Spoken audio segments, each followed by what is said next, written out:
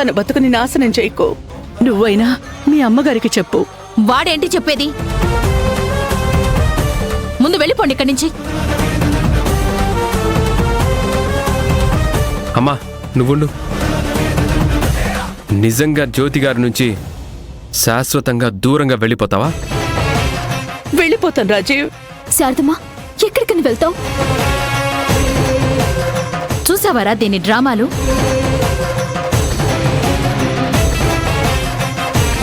నువ్వింత క్లియర్గా చెప్తున్నా కూడా ఆ శారద కోసమే ఇది పాకులాడుతోంది.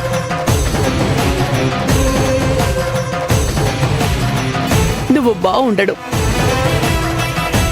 బాగుండడం నాకు ముఖ్యం జ్యోతి. నేనెటు వెళ్తే ఏముంది? వద్దమ్మా, నా మాట విను.